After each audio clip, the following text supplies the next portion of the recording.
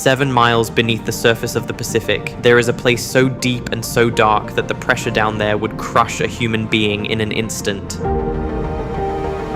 It's called the Mariana Trench, the deepest point anywhere on Earth. More people had walked on the surface of the moon than had ever reached the bottom of it. And yet, every single time we've managed to lower a camera or a microphone down into that darkness, it has come back carrying something we weren't ready for.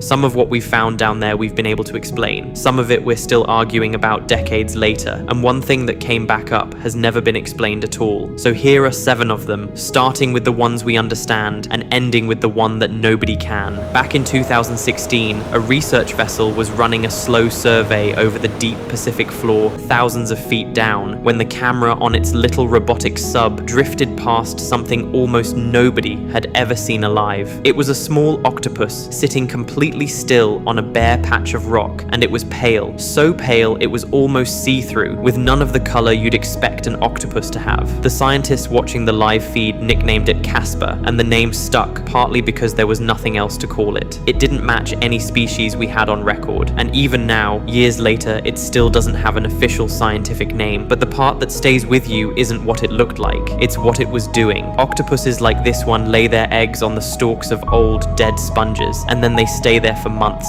guarding them without ever leaving. So in the coldest, darkest corner of the entire ocean, this brand new creature was most likely just doing the oldest thing in the world. It was being a parent. Imagine a small purple creature about the length of your hand drifting through absolute darkness, and instead of crawling along the bottom, it's swimming, moving through the water with these slow, flowing motions that make it look like it's flying. Its real name is a long scientific one that almost nobody uses. What everyone actually calls it is the headless chicken monster, and once you watch it move, you understand exactly how it earned that name. Now this one isn't a threat to anybody. It's a type of sea cucumber, and it's completely harmless, but when the footage of it first went public, it still unsettled a lot of people, and not because it was dangerous. It unsettled them because it was so unfamiliar that the human brain doesn't quite know where to file it. And that's really the pattern down here. Strange doesn't always mean deadly. Sometimes strange just means we have never seen anything like it before.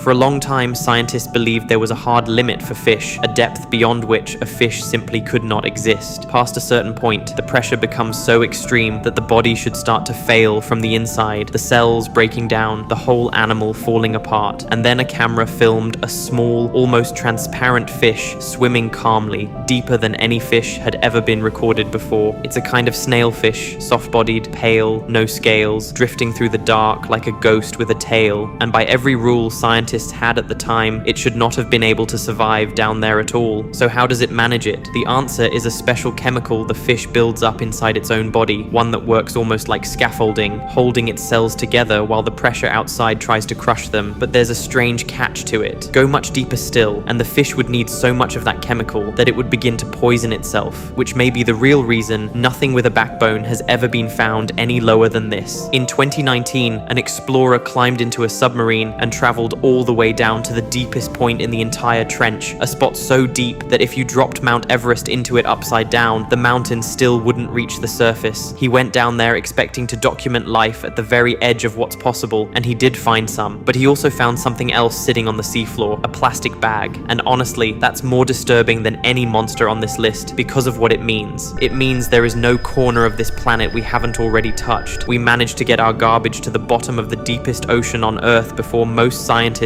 ever made it down there themselves. No teeth, no claws, nothing alive at all, just an ordinary piece of trash resting in the dark, in the one place it should never have been able to reach. Back in 1960, long before we had decent cameras that could work at those depths, 2 men became the first people ever to reach the very bottom of the trench, sinking for hours inside a small steel chamber until they finally touched down. And when they came back up, they described seeing a fish, a flat one, lying on the seafloor that calmly swam away into the dark. For years, that was simply accepted as what happened. But much later, scientists started to push back on it. At that depth, they argued, an ordinary fish like the one those men described just couldn't survive, and it didn't line up with everything we've since learned about what can and can't live down there. So the question became, what did those two men actually see? Maybe it was a sea cucumber, maybe it was a cloud of stirred up mud catching the light, or maybe it was their own eyes playing tricks after hours in near total darkness. Nobody can say for certain, because there was no camera running, just two exhausted people and what they swore they witnessed. More than 60 years later, people are still arguing about it. A few years ago, underwater microphones positioned near the trench picked up a sound that nobody could immediately place. It wasn't the seafloor shifting, and it wasn't a passing ship. It had a strange, almost metallic, mechanical quality to it, and yet somehow it also sounded like it might be alive.